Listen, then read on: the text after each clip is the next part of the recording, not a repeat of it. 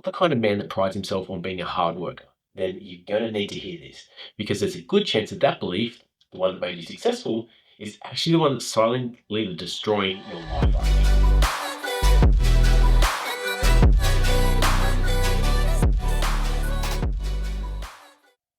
Welcome back to another episode of the Be Better podcast. I'm your host, Harrison Orr, and I help men create what money can't buy, helping men to become sovereign leaders, vital in health, and build a legacy that cannot be shaken as husbands, fathers, and business owners. And this episode is for the men that have prided themselves on being the hardest worker in the room. The guys that have that level of work ethic that they will sacrifice just about anything and everything to make sure that they do not fail. The type of guy that will stay up late, get up early, over-caffeinate, find whatever stimulant that he needs because he would rather end up in hospital, end up dead than fail. Like, there is no option in this world where failure is the final outcome for this kind of man. And that is a savage mindset to have. Like, I'm not trying to take anything away from that podcast. I personally believe that these different beliefs and frameworks for how we show up and how we get things done are tools, right? But just like tools, we don't use the same thing for every job. You don't use a hammer for a screw. You don't use a chainsaw when you need a butter knife, right? All these things have their time and place, but it's when we get caught up in this is how we do everything forever that it becomes unstuck, that we start burning ourselves out, that we start making sacrifices that are irreversible. We work so hard and we put everything else second with that phrase of, I'm doing this for my family. Eventually I'll be able to slow down. Eventually, I just need to get to that next level. I just need to break that next financial barrier. I just need to hire that person. I just need to close this next deal. I just need to. And then what? We always move the goalpost.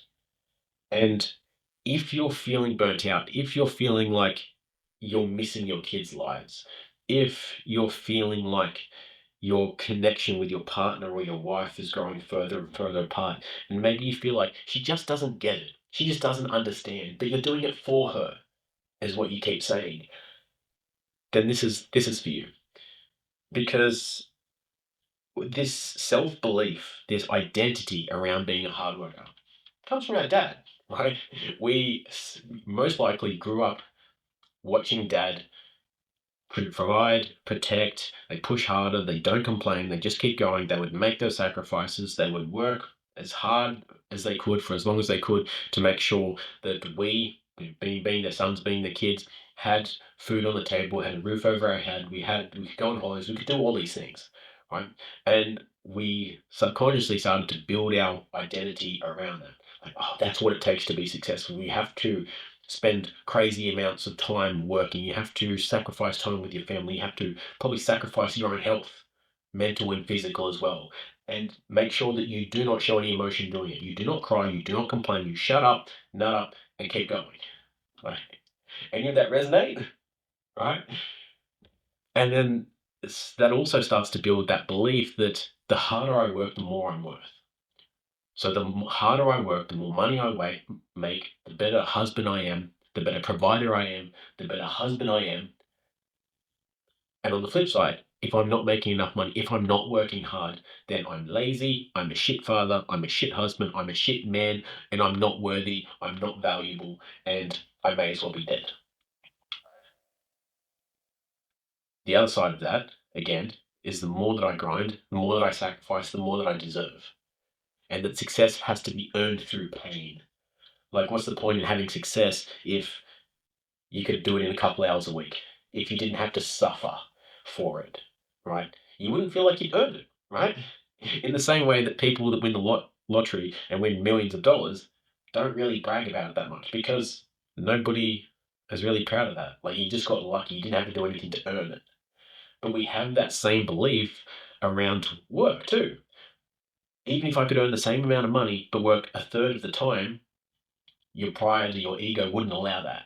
It would find ways to make it harder. It would find things to fill the time. It would find more work to do to make it harder, to feel like you're suffering, to feel like you deserve that money, to feel like you deserve that level of success. And that mindset, frankly, works for a little bit, right? Especially in your 20s, right? That works. When you can just go balls to the wall, like you don't have kids, ideally, you don't have a child or kids to factor in that you need to be present for, probably don't have a wife or a serious partner, one that you're willing to change your future direction for, don't have the responsibilities of life just yet, right? And it helps you, that mindset helps you to outwork everybody. Whether it's with your health or with business or financially, you're able to push all your chips into the one corner. And because we're young and we've got faster recovery, we can handle a lot more, right? Most people end up using that to just go out on benders and recover from that, as opposed to working or studying. But hey, we all learn eventually. And when I guess that makes it even harder to kind of shift this belief because you've got proof, right? You've got proof to say that that mindset works, that helped you become successful. It helped you to build a business, helped you to make money. But the problem is, or one of the problems is that mindset doesn't have an off switch. When life demands more, like more from your business, more from your family, more from your health, you don't look for smarter ways. You look for harder ways, ways that are going to be harder, that align your actions to that self belief, to that identity of I'm a hard worker. I work hard, right? I make sacrifices. So even when you're exhausted, even when your marriage and your relationship is slipping, it's falling apart, even when your kids don't even expect you to be at the dinner table anymore because they're just used to, oh, dad works late, dad's never home. Or when he is home, he's tired, he's stressed, he's grumpy, and he's just like not there mentally. And so you keep grinding, right? We feel that our way out of this is, I just need to make more money. Then they'll love me, then they'll appreciate me, then I'll be worthy and be valued, right? But at that point, work becomes almost an avoidance tactic. It's like we don't know how to connect with our partner or with our kids, so we think that providing more, making more money, being more successful personally or in the business will then garner more value, more respect. But we're just avoiding those situations because we don't know how to have those conversations. We forget how to flirt with our wife. We forget how to interact with our kids on a deeper level other than just surface level of how was your day? What are you going on tomorrow? What are we doing for the weekend? How's sport? Right? How are your friends? Surface level shit. But the fact that you're listening to this podcast tells me that you probably don't want to stay like that forever. If you've got yourself into that position now because you've been running off that belief that has served you to now, but you're starting to realize that the sacrifices of that aren't worth it anymore. Like you've got to a point where financially you're doing well, business is doing well, and you're like, I really don't want to keep sacrificing my relationship, my kids, time with them. Maybe it's your own self realization. Maybe that's been prompted by a few words from either of those. Maybe your relationship or your partner is getting to the point where they're, I don't want to say threatening to, but it's getting to the point where they can't hold on any longer. Any longer. They've been told just one more month, just a couple more months, and then we'll be sweet. Then I can take more time off. Then we'll go on a date night. Then we'll go on a holiday. Then we'll do this. Then we'll do that. But they've heard that before. And so they're starting to lose trust in us. They're starting to lose trust that you actually mean what you say, that you'll actually follow through. And that in itself is a hard thing to come back from. That in itself sucks. When your partner or even your kids can't even trust what you say because you've broken your words so many times before. That's a hard pill to swallow.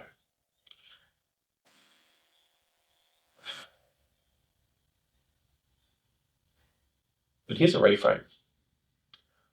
What if real leadership isn't just carrying more? It's not trying to carry all the weight on your back, on your shoulders. It's not about grinding as hard as you possibly can until you burn yourself out, until mentally you're fatigued, physically your body is slowing down and you can't do anything to stop it.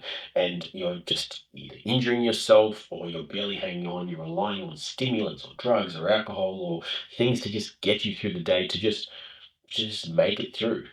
And then maybe use things like weed or other drugs or things to just numb you out at the end of the night, and you tell yourself it's relaxing when you're just numbing yourself because you just don't want to think. You just want to be able to switch that brain off. But what if real leadership is actually being able to let go of what's not serving you?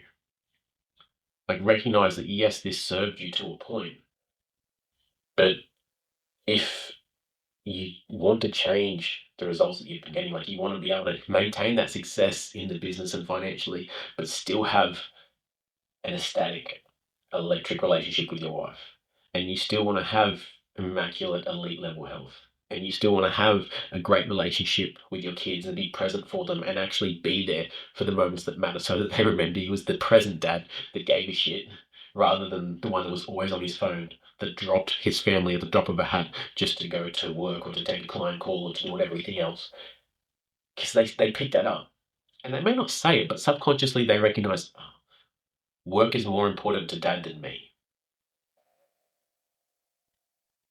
Now, if you're a father, imagine your kid looking at you in the eyes and saying that, Dad, it's okay. I know work is more important than me. I don't know about you, that fucking hurts. My son can't even speak yet, but the thought of him saying that to me, because he's seen how my actions play out, not my words, but how my actions play out, and he's noticed that, that's going to cut deep. That's going to fucking hurt. And so, if this resonates with you, if this feels like you, and you're like, God, that's me to a T. I've prided myself on that work ethic. I'm not asking you to change that, right? I'm not saying that you need to work less. I'm not saying that you need to be lazy and to quit your job and just be a stay-at-home dad. None of that. But if you want to change, if you want to stop getting these results, if you want to change, I should say, that level of relationship that you have with your kids, with your partner, even with yourself, for your own health, think about how you can work smarter. We've all heard that saying, work smarter, not harder. But let's be real, you have to work harder first to be able to work smarter, because you now know what to work on. And then if you're in a capacity, you can work smarter and harder, but not just smarter, right? Most people work so hard, they're actually so inefficient because the amount of time that they spend working, I'll rephrase that. Their pride is on the amount of time they spend working, not on the outcome.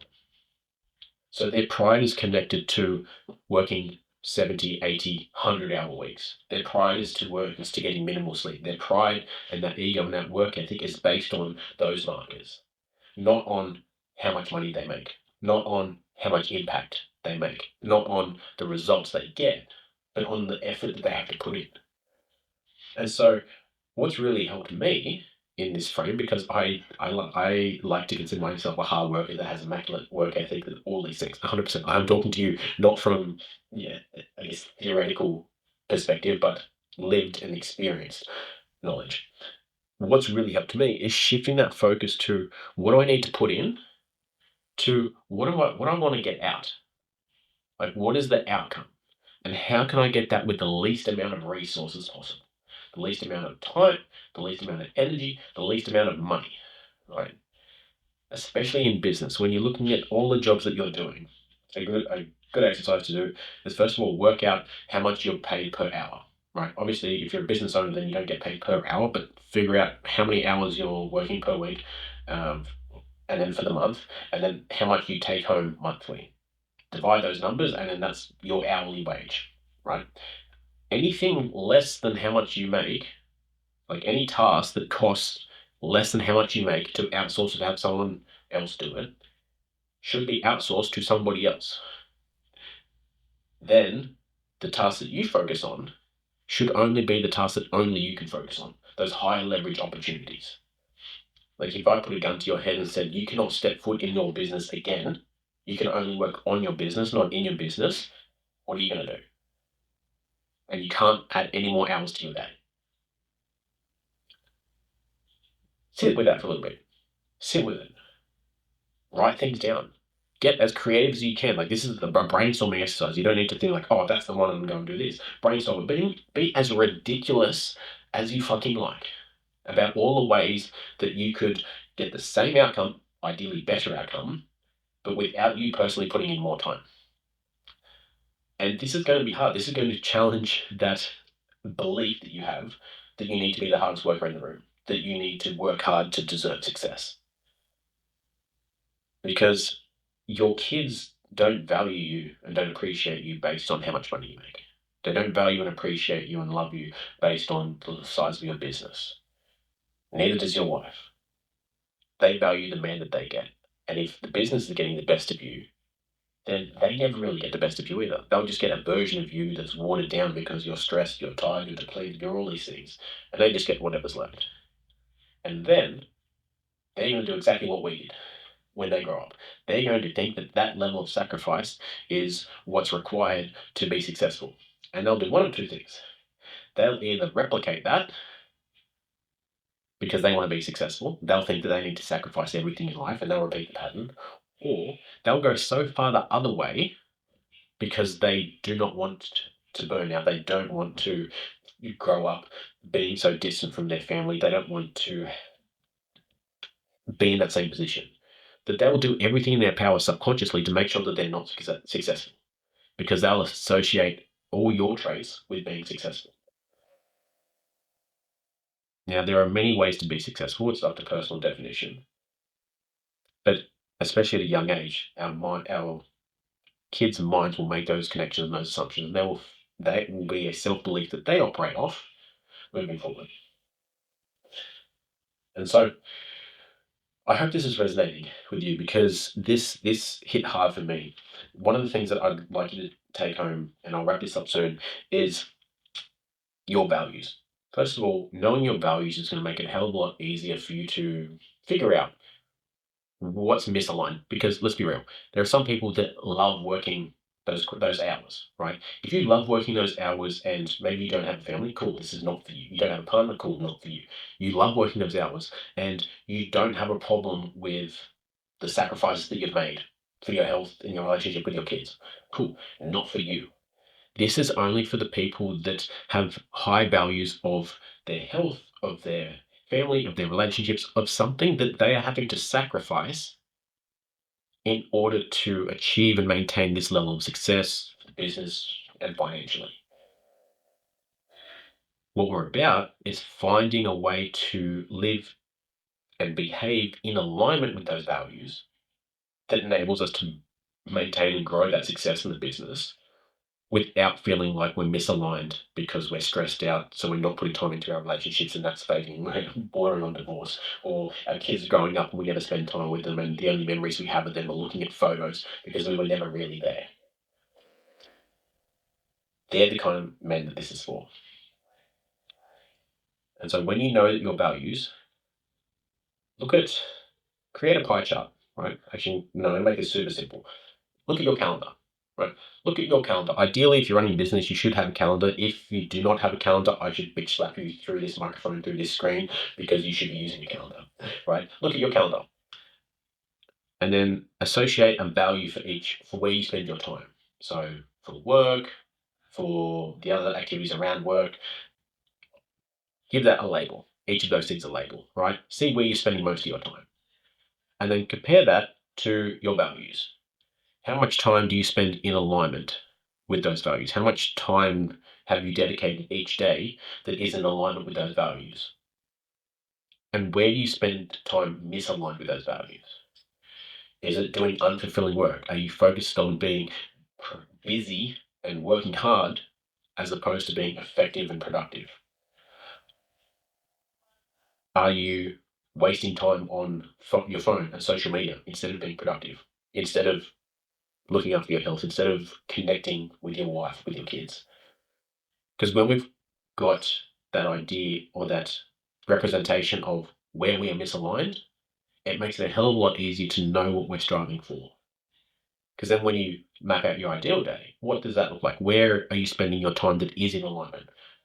What are you doing for your work or for that purpose movement? Right? How much time do you spend there? How much time in your ideal day would you spend in alignment with each of your other values? And I can't tell you what your values are and how you spend your day, but what that looks like for me is about 40% of my day is spent on my purpose. Motivated, purposeful, meaningful work. In that flow state, doing that. It's what I love. It livens me up. It energizes me. It motivates me. It keeps me in my masculine driving forward. Right. A decent portion of my day from there is spent with my family, with my son, with my wife, connecting with them, being present with them, taking them on adventures, doing cool stuff. Then my health. At the gym, in the sun, ice bath, sauna, recovery modalities. That includes like a portion before bed of like eat, winding down, all that kind of stuff. And then growth. Right, part of that is creativity, but reading books or learning something new. And that's what my day looks like, but living in alignment with that. And so when I'm feeling stressed, I'm feeling frustrated, and I can't pinpoint why, most of the time it's because I'm not in alignment with one of those values. I've stopped doing something and replaced it with shit that doesn't serve me. Stuff that keeps me busy but not productive or not aligned. And so I hope that's helpful. If you're feeling stuck, if you're feeling frustrated because you're working hard, you're making money, making all those sacrifices, telling your partner and your kids, it's for the future. We're doing this. I'm doing this for us. I'm doing this for you. I'm doing this for my family. But you felt like you were losing them in the process, and that maybe even if you continued on that road, even if you made it successfully, financially in the business, that they may not even be there for it. They may not be there to enjoy it with you because they can only hold on for so long. They don't have that vision or whatever it is in your mind that keeps you going, and they're just seeing the burnt out, frustrated, tired, disconnected dad and partner. And I hope this hits home. I hope this helps you to change. I hope some of those tools that I shared help you to identify where that misalignment is, what you can do about it. But ultimately, this is what I do with guys. This is the type of coaching that I help guys with: is find that alignment, find that balance, find that style of life where they can still live in their purpose and be driven by their work or their passion or their purpose, their business, whatever it is, still be hyper successful in that without sacrificing their health, without sacrificing their relationship, without sacrificing their kids, and live in that sweet, harmonious state. Obviously, there's always balances in life, ebbs and flows, seasons, but finding that rhythm that's right for them, that they can maintain for the long haul, that they can maintain year on, year out, and grow in every aspect.